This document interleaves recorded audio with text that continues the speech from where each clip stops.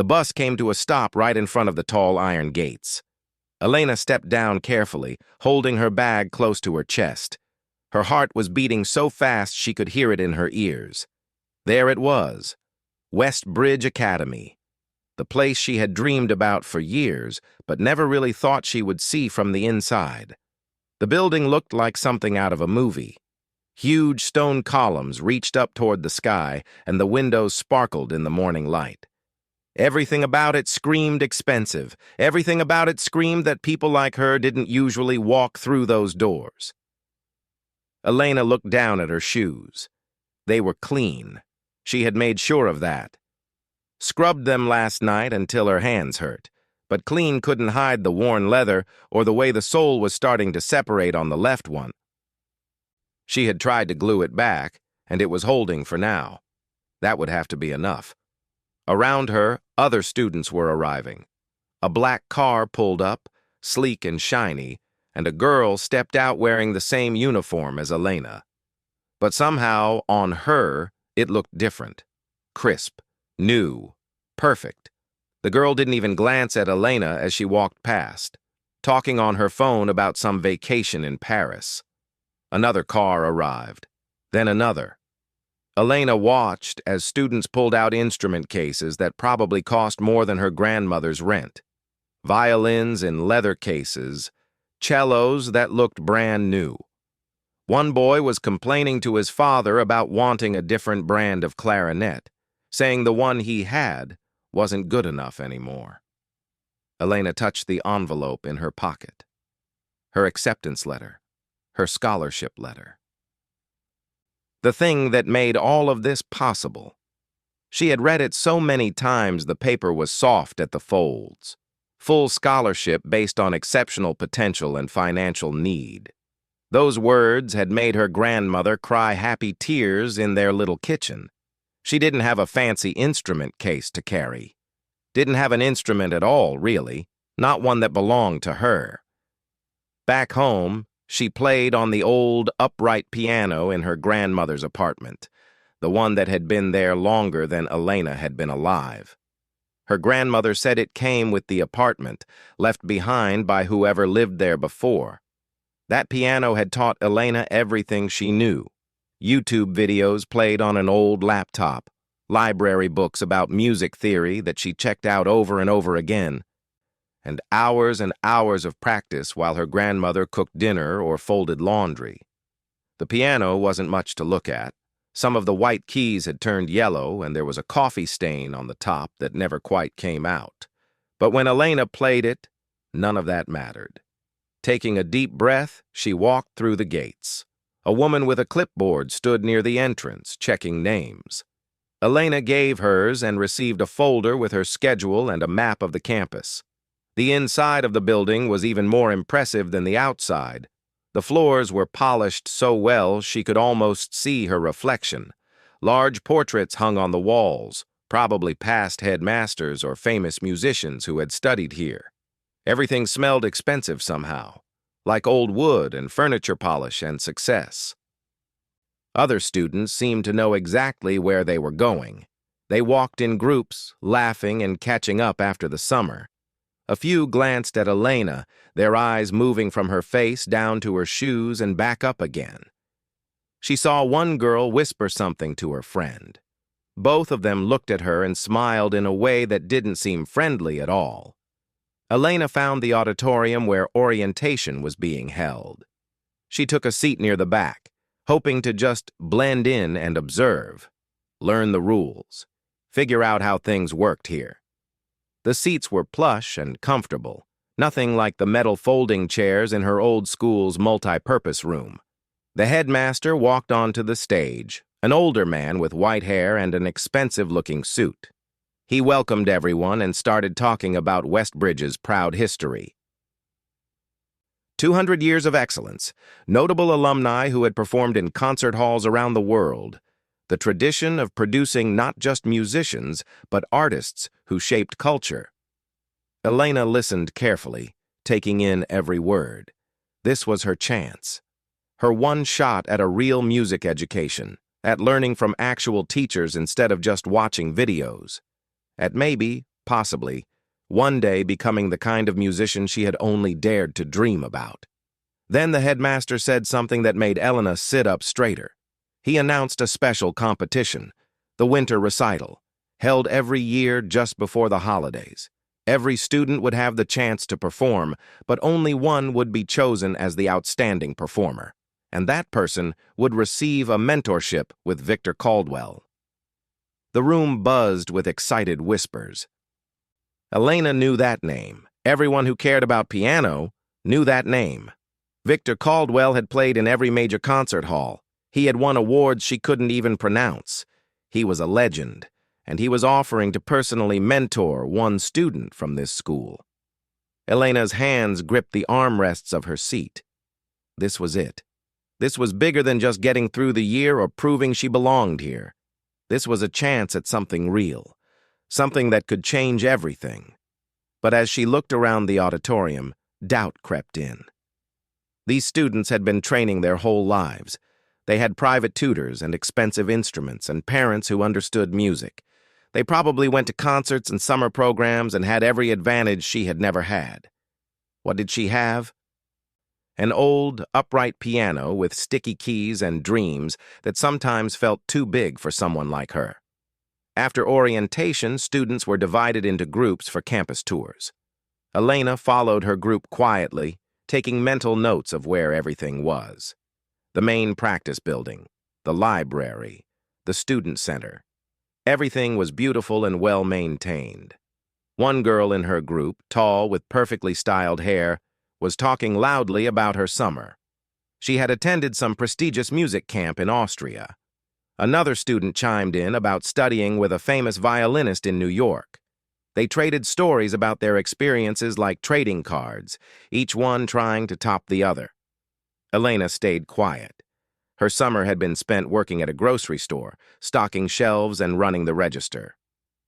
Every paycheck had gone to helping her grandmother and saving a little for school supplies. The closest she had come to a music camp was watching a documentary about one on TV. When the tour ended, students were given their practice room assignments. Elena waited in line at the administration office, watching as each student ahead of her received their assignment and a key. The boy in front of her got practice room 12 on the second floor. He seemed happy with that. Then it was Elena's turn. The woman behind the desk looked at her list, frowned slightly, and looked up at Elena. She checked the list again, then sighed. Practice room B4. Basement level. Here's your key. Elena took the key. It was old and slightly rusty, not like the shiny new ones the other students had received. The woman was already calling for the next person in line. No explanation, no welcome, just a key to a basement room. She found the stairs leading down. The basement was cooler than the rest of the building, and the walls were plain concrete instead of polished wood. The lighting was dimmer, too. She walked down a narrow hallway, checking room numbers until she found B4. The key stuck a little in the lock, but it turned. Elena pushed open the door and stepped inside. Her heart sank. This wasn't like the beautiful practice rooms she had seen during the tour. This was storage space that someone had decided to call a practice room. There was water damage on one wall, and the small window near the ceiling was covered with grime. And in the center of the room sat a piano that looked like it had seen better days. Better years, actually. Elena walked over to it slowly and sat down on the bench. She pressed middle C. The sound that came out was dull and slightly off-pitch. She tried a few more keys. 2 of them didn't make any sound at all. One stuck down when she pressed it, taking a moment to slowly rise back up. This was her practice piano. This was where she would prepare for the winter recital, where she would somehow have to compete against students who had perfect instruments in beautiful rooms. Elena sat there for a long moment, staring at the keys. Then she did the only thing she knew how to do. She started to play. The first week at Westbridge taught Elena more than just music theory. It taught her exactly where she stood in the social order of things. And that place was at the very bottom.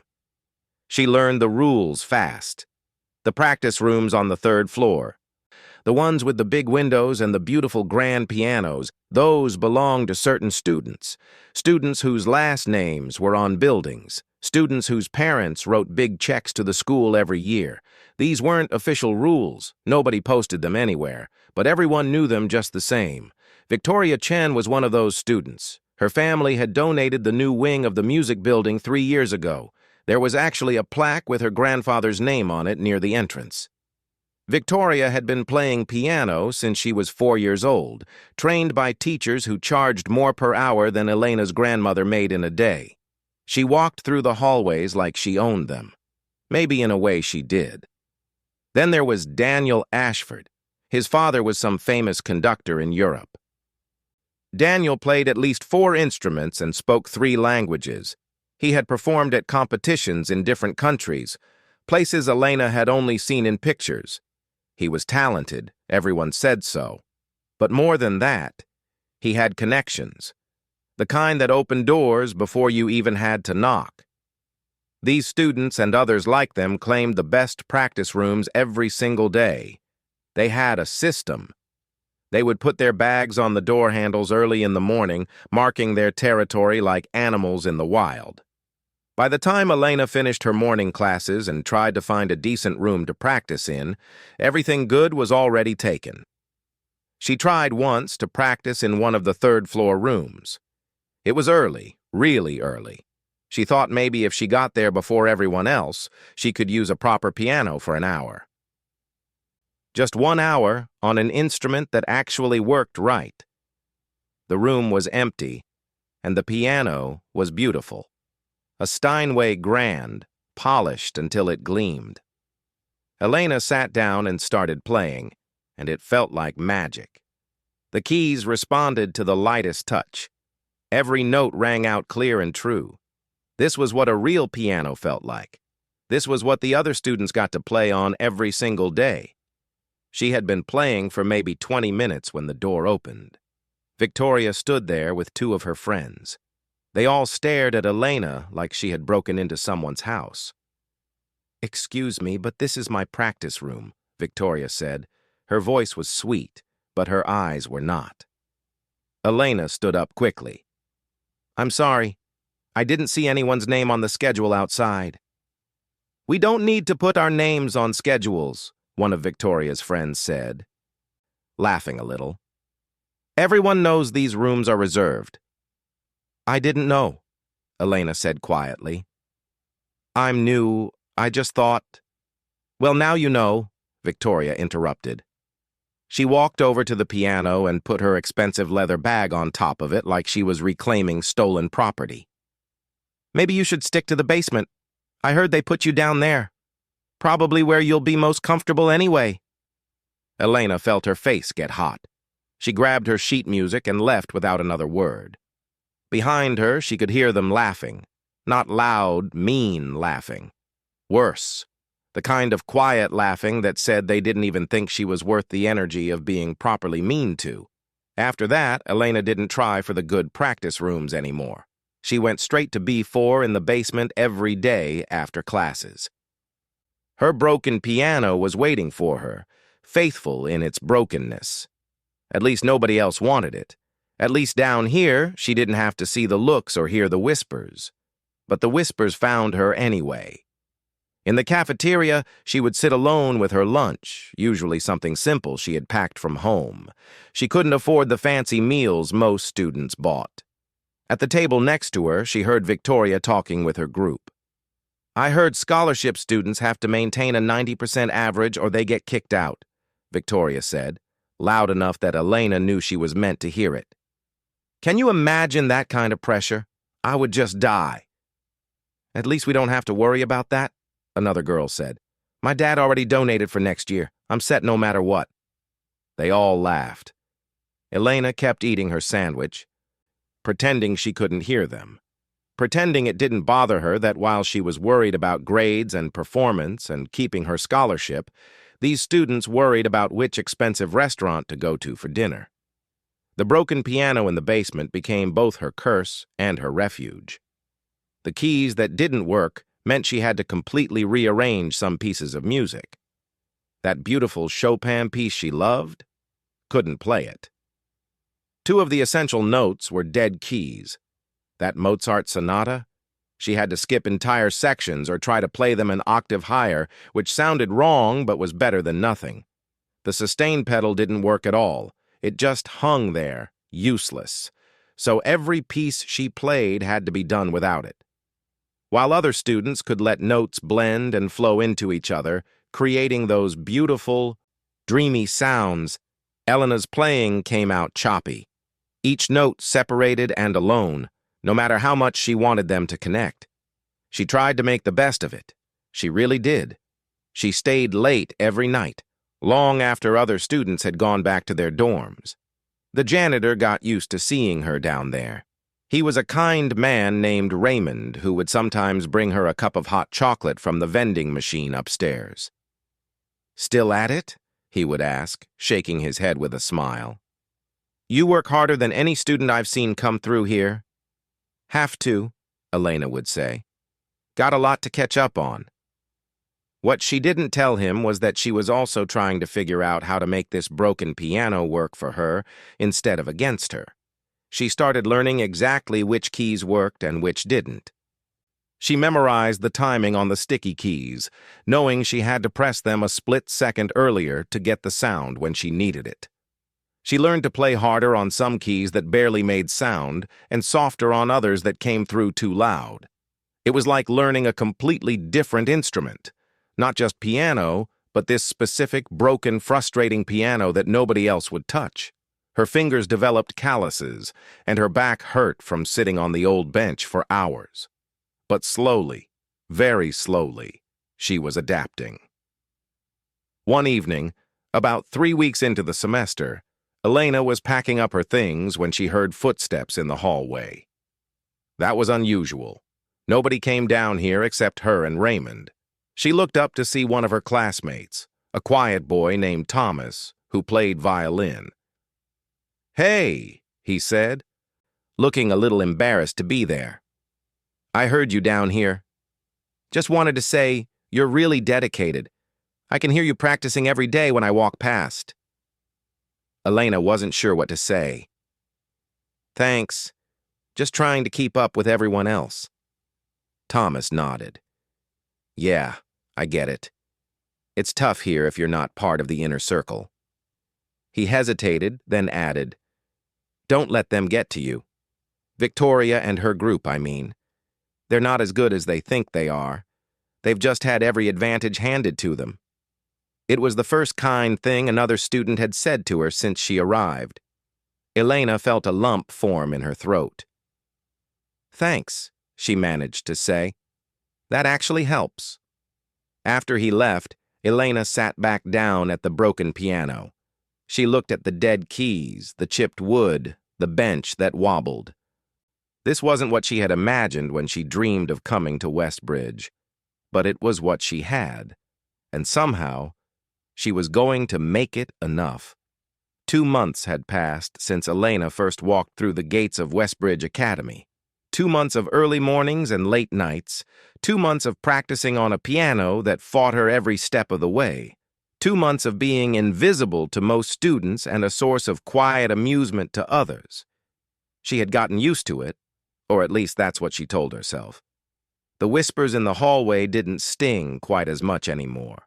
The looks didn't make her want to disappear. She had found her rhythm, her routine.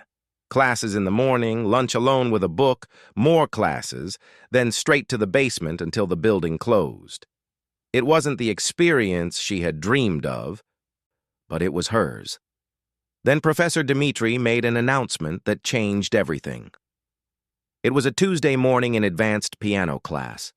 Professor Dmitri was a serious man with gray hair and sharp eyes that seemed to see right through you when you played. He had performed all over the world before becoming a teacher. Students respected him, feared him a little even. When he spoke, everyone listened. "Class," he said, setting down his coffee cup with a deliberate clink. "In 2 weeks, we will have performance evaluations. Each of you will play a piece of your choosing on the stage in the main auditorium. This is not optional. This is not practice. These evaluations will account for 30% of your semester grade." The room went silent. Then hands shot up with questions. "Will parents be there?" someone asked. "No, just faculty and your classmates," Professor Dimitri replied. "But you should treat this as if you were performing at Carnegie Hall. I want to see what you're really capable of." Elena felt her stomach drop. The main auditorium. That meant the big Steinway grand piano on the stage, the one she had seen from a distance but never touched. She had been practicing for weeks on her broken basement piano, adapting to its problems, working around its limitations. Now she would have to perform on an instrument that actually worked properly. In front of everyone. She should have been excited. A working piano should have been a dream come true. But something felt wrong about it.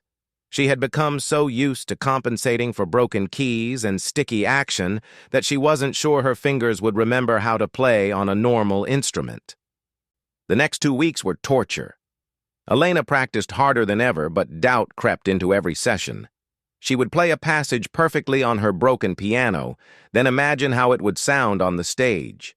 Would her timing be off? Would she press too hard, expecting resistance that wouldn't be there? She chose Beethoven's Moonlight Sonata, third movement.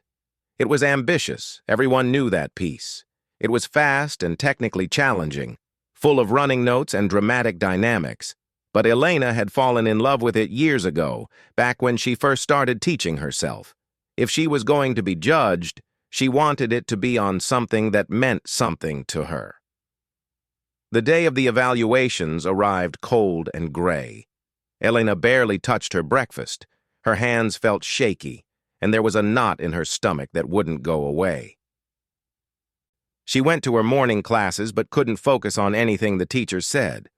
All she could think about was that piano waiting for her on the stage. By afternoon, students started gathering in the auditorium. Elena found a seat in the middle section, trying not to draw attention to herself. The room buzzed with nervous energy. Everyone was dressed nicely, like this was a real performance. Elena looked down at her uniform, the same one she wore every day. At least it was clean. Professor Dimitri walked onto the stage and explained the order.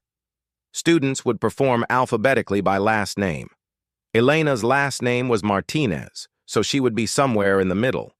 She would have to sit and watch others perform first, letting her nervousness build. Victoria Chen went first. Of course she did. Her last name put her near the front, and she walked onto that stage like she had done it 1,000 times before. Maybe she had. She sat at the piano, adjusted the bench slightly, and began playing Rachmaninoff. It was a difficult piece, everyone knew it, and Victoria played it beautifully. Her fingers flew across the keys with confidence. Every note was clear and precise. When she finished, the auditorium erupted in applause. She stood up and gave a small bow, smiling like she had expected nothing less. More students performed. Some were excellent, some were good. A few were clearly nervous and made mistakes. Professor Dimitri watched each performance carefully, making notes in a leather notebook. He never smiled, never frowned. Just watched and wrote. Then Elena heard her name called. Her legs felt weak as she stood up. She walked down the aisle toward the stage, aware of every eye on her. Someone coughed. Someone else whispered something. She climbed the steps to the stage, and suddenly the auditorium looked huge, all those faces staring up at her, waiting, judging. She sat at the piano and immediately felt wrong. The bench was the right height, stable and solid. Not like her wobbly basement bench that she had gotten used to balancing on. The keys looked perfect, all of them the same color, none sticking up higher than others. She put her fingers on the keys and they felt strange. Too responsive, too easy. She took a breath and began to play. The opening of the Moonlight Sonata third movement came out, but something was off immediately. Her fingers, so used to pressing hard on resistant keys, hit too forcefully. Notes came out louder than she intended, harsh instead of controlled. She tried to adjust, pulling back on her touch, but then she wasn't pressing hard enough. Some notes barely sounded. The fast-running passages that she could play in her sleep on the basement piano became clumsy and uneven. Her timing was wrong. Her muscle memory was fighting against her, expecting obstacles that weren't there. She stumbled over a section she had practiced hundreds of times. Her hands felt disconnected from her brain, like they belonged to someone else. She could feel the mistakes spreading through the piece like cracks in ice. The more she tried to fix it, the worse it got. Her face burned hot. Her heart pounded so loud she could barely hear the music. This wasn't how it was supposed to sound. This wasn't how she played it in the basement. Finally, mercifully, it was over. The last chord rang out, and Elena sat frozen for a moment. The auditorium was completely silent. Not the good kind of silence that comes after a beautiful performance, the uncomfortable kind, the kind that said everyone had just witnessed something painful. She looked up at Professor Dmitri. His face showed disappointment, clear, obvious disappointment. He wrote something in his notebook, spending longer on it than he had for other students. Then, from somewhere in the audience, she heard Victoria's voice. It wasn't even a whisper. She said it clearly, loud enough for the people around her to hear, maybe loud enough for everyone to hear. Maybe she should stick to playing toy pianos. Laughter rippled through the auditorium. Not everyone laughed. But enough did. Enough that Elena felt like she was drowning in the sound of it. Some students looked uncomfortable and looked away, but others smiled, nodded, like Victoria had said something clever and true. Professor Dmitri held up his hand for silence. "Thank you, Miss Martinez," he said formally. "Next performer, please." Elena stood up on shaking legs. She had to walk across that huge stage with everyone watching, had to walk down the steps and back up the aisle to her seat. Every step felt like it took an hour. She kept her eyes down, couldn't bear to look at anyone's face. When she finally made it back to her seat, she sat down and stared at her hands in her lap. These hands that had worked so hard, these hands that had adapted and adjusted and pushed through every obstacle. These hands that had just humiliated her in front of everyone who mattered. The evaluations continued. More students performed. Elena heard them but didn't really listen. All she could hear was the laughter. All she could see was Professor Dimitri's disappointed face. All she could feel was the weight of failure pressing down on her chest, making it hard to breathe. When the evaluations finally ended and Professor Dmitri dismissed the class, Elena didn't move. She waited until most students had left, not wanting to walk out with them, not wanting to hear what they might say. Victoria passed by with her friends, still laughing about something. They didn't even look at Elena. She wasn't worth looking at anymore. Finally, when the auditorium was nearly empty, Elena stood up and walked out. She didn't go to her next class, didn't go to the cafeteria. She went straight to the basement, to room B4, to her broken piano. She closed the door behind her, sat down on the wobbly bench, and let the tears come. Elena sat in the darkness of the basement practice room and cried. Not quiet, polite tears. Real crying. The kind that shakes your whole body and makes your breath come in gasps. She had held it together through the whole walk down here, but now, alone with the piano that had betrayed her by being too different, she let everything out. All those hours of practice, all that hope, all that believing she could somehow make it work. It had all fallen apart in front of everyone, and the worst part was knowing that tomorrow she would have to see those same people again. Walk past them in the hallways, sit in classes with them, pretend she didn't see their smirks or hear their whispers. She cried until her eyes hurt and her throat was raw. Then she just sat there in the silence, staring at the broken piano keys. The two dead ones seemed to stare back at her like empty eyes, mocking her, reminding her that this was all she had, this broken instrument in a basement that smelled like mildew. While Victoria had her perfect Steinway and her perfect technique and her perfect life, Elena thought about her grandmother, about the call she would have to make eventually, telling her what happened. Her grandmother had been so proud when Elena got accepted here, had told all the neighbors, had saved every penny to help with expenses the scholarship didn't cover. What would she say when she found out her granddaughter was failing? That all the sacrifice had been for nothing? Maybe she should just quit, pack her things and go home. There was no shame in admitting this world wasn't for her.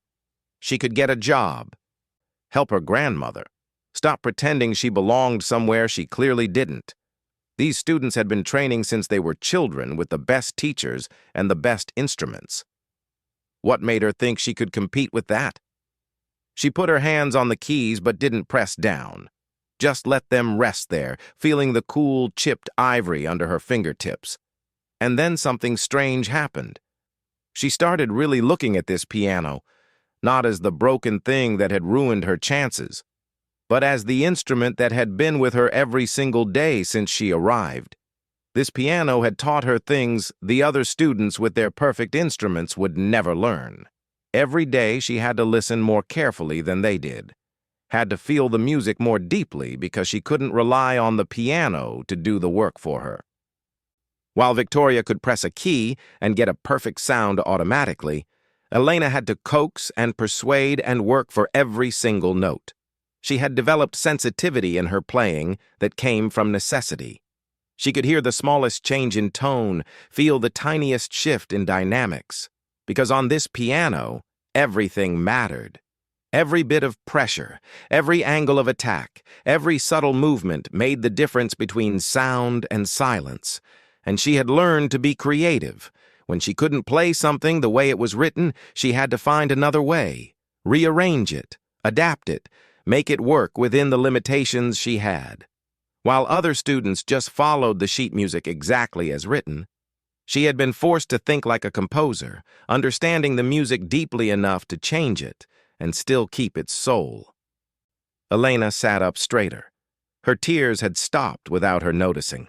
An idea was forming in her mind. A crazy idea. Maybe an impossible idea. But it was the first thing that had felt right since she walked off that stage in humiliation. What if she stopped trying to play like everyone else? What if instead of fighting against this broken piano, she used it? Really used it. Not as a poor substitute for a real piano, but as its own unique instrument with its own voice. She pressed down on one of the dead keys. No sound came out, just a dull thunk. She pressed it again, harder, listening to that mechanical sound. Then she hit it in rhythm. Thunk, thunk, thunk. It was almost like a drum, like percussion. Her mind started racing. The stuck keys that came up slowly, could those create interesting delays, build tension? The keys that sounded too loud, could she use those for emphasis, for moments that needed to punch through?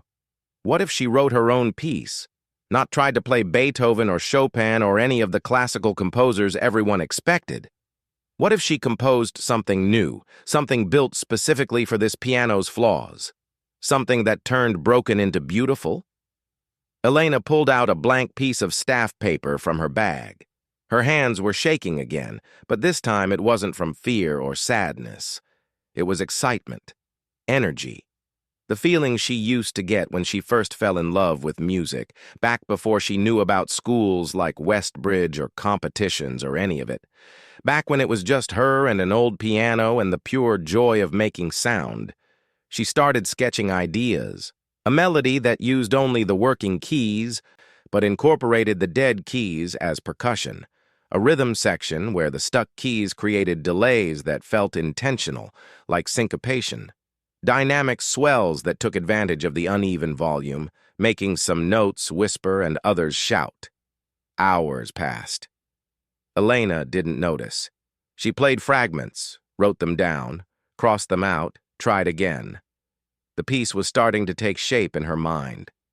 It would tell a story, her story, starting with struggle, with broken things and barriers, moving through frustration and pain, and then, somehow, finding beauty in the brokenness, not despite it, but because of it. The janitor, Raymond, poked his head in around 9 o'clock. "You okay down here, Elena? Heard you come in earlier and you seemed upset." Elena looked up, surprised. She had forgotten anyone else existed. "I'm okay," she said, and realized she meant it. "Actually, I'm better than okay. I think I just figured something out." Raymond smiled. "That's good to hear. You got about an hour before I have to lock up the building, all right?" "Thanks, Raymond. I'll be done soon." But she wasn't done soon. She worked until Raymond came back and gently reminded her it was time to go. Even then, she didn't want to leave. The music was alive in her head, demanding to be written, to be played, to be heard. Walking back to her dorm that night, Elena felt different. The building looked the same. The fancy cars in the parking lot were still there. Nothing about Westbridge had changed. But something in her had shifted. She wasn't trying to fit into their world anymore. She was creating her own. Over the next week, Elena lived in that basement. She went to classes because she had to, but her mind was always on the music. She filled pages and pages with notes and edits and ideas. She practiced the piece over and over, finding exactly the right way to strike each key, learning the timing of the stuck keys so perfectly she could use their delay as part of the rhythm. The piece was unlike anything she had heard before. It had elements of classical music, but also jazz and folk, and even a bit of the contemporary pieces she had discovered online. It was technical enough to show skill, but emotional enough to make you feel something, and it used every single problem with the piano as a feature. The dead keys became a heartbeat. Thunk, thunk, thunk. The stuck keys created moments of suspension, tension hanging in the air. The uneven volume let her whisper secrets and shout truths in the same phrase. The piano that everyone else saw as garbage was revealing itself to be an undiscovered instrument with its own unique voice. She saw Victoria in the hallway once that week.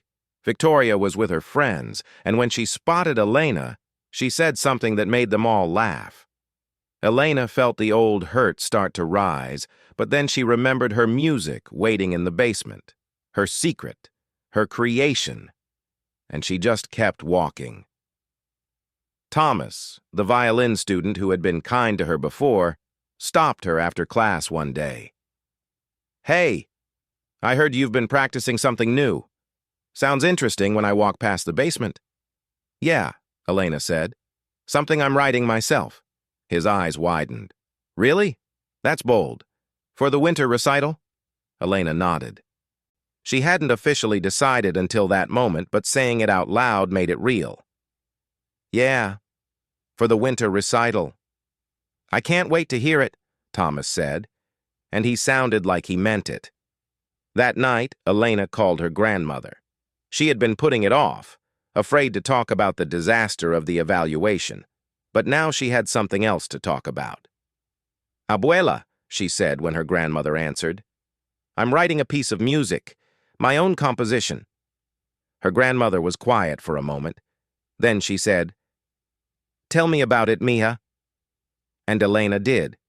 She told her about the broken piano and the basement and the idea that had saved her. Her grandmother listened to it all, and when Elena finished, she could hear the smile in her voice. "You know what I always loved about you?" her grandmother said. "You don't just survive hard things. You turn them into something beautiful. That's a real gift, Elena. Don't forget that."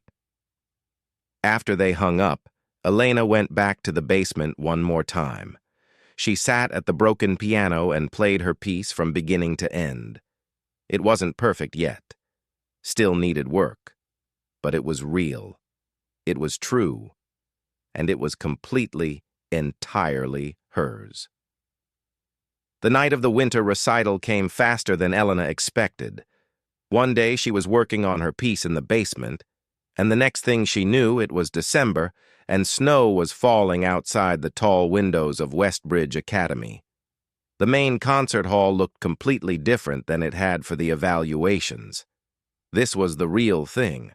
Red velvet curtains hung on the stage. The chandeliers sparkled overhead. Rows and rows of seats filled with parents in expensive coats, faculty members in formal wear, and special guests whose names Elena recognized from album covers and concert posters. Victor Caldwell himself sat in the front row, the legendary pianist who would mentor one student from tonight's performances. Elena could see the back of his silver hair from backstage. Her stomach did flips just knowing he was out there. Students rushed around backstage, warming up, checking their sheet music, adjusting their performance clothes. Elena stood off to the side in her simple black dress. It was the same one she wore to her high school graduation.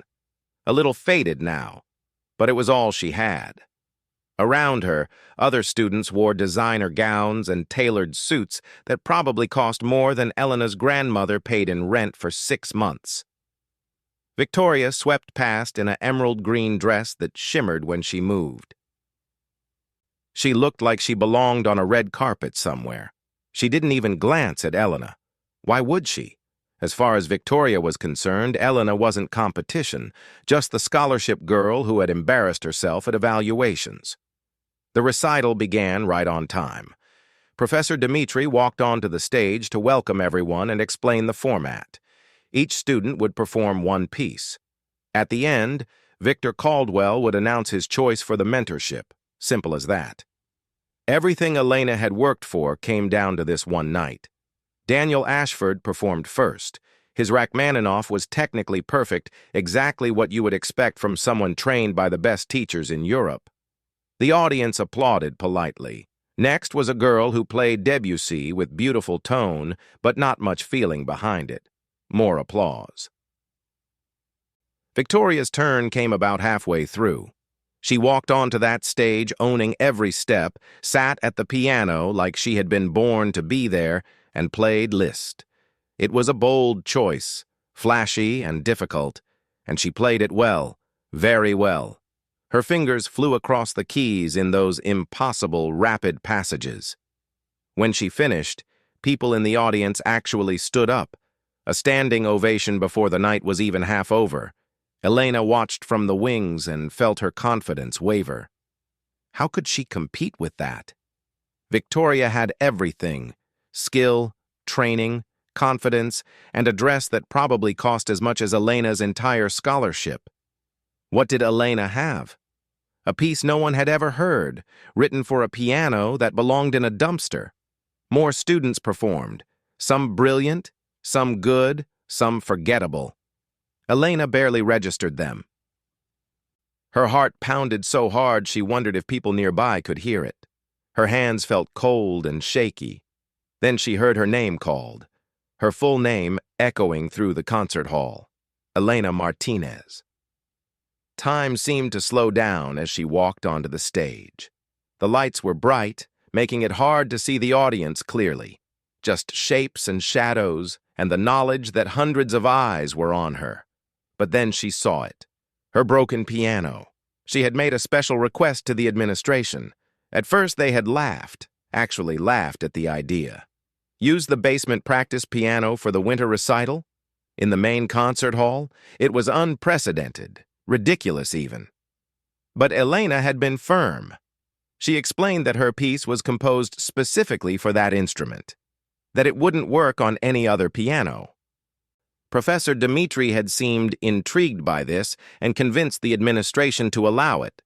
They had wheeled the old piano onto the stage that afternoon, and there it sat now, scratched and worn and out of place among all this elegance. Elena heard whispers ripple through the audience, confused murmurs. Someone said something that made others near them laugh quietly. She saw Victoria in the wings, smirking and whispering to the person next to her, probably saying something about toy pianos again.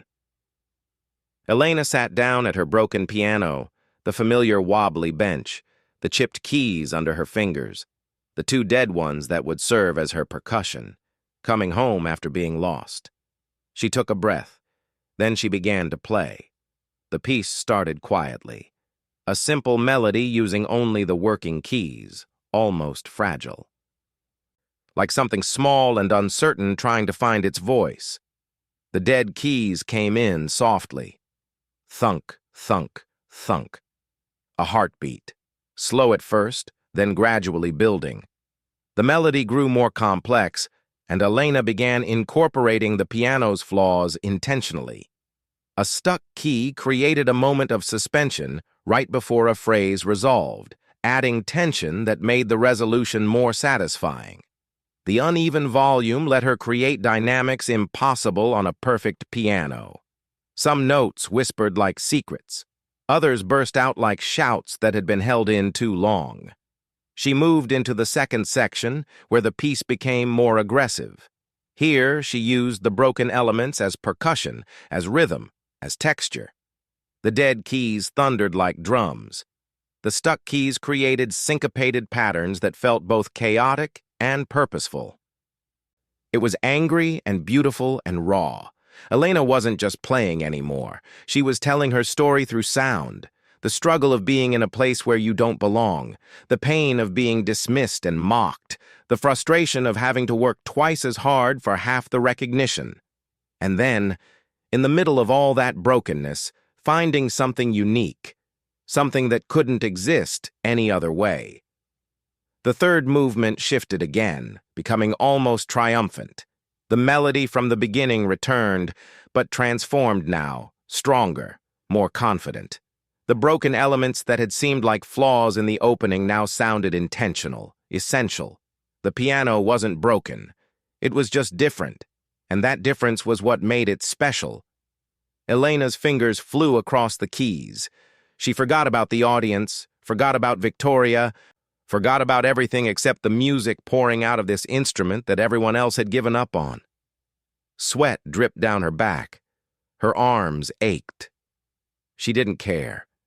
This was what she had been working toward. This moment when all the struggle meant something. The final chord rang out, a combination of working keys and dead keys together, creating a sound that was imperfect and complete at the same time. Elena held the chord until it faded completely into silence. For a moment, nothing happened. Complete silence in the concert hall. Elena's heart sank. She had failed again, made a fool of herself with her broken piano and her strange composition. Then she saw movement in the front row. Victor Caldwell was standing up. The legendary pianist was on his feet, and he was clapping, not polite applause, real applause. Enthusiastic applause. One by one, others stood. Faculty members, parents, students. Within seconds, the entire concert hall was on its feet. The applause was thunderous, filling every corner of the space. Elena sat frozen at the piano, unable to process what was happening. She looked out at the standing crowd and saw Professor Dmitri. There were actual tears running down his face. He was nodding at her, still clapping, a huge smile breaking through his usually stern expression.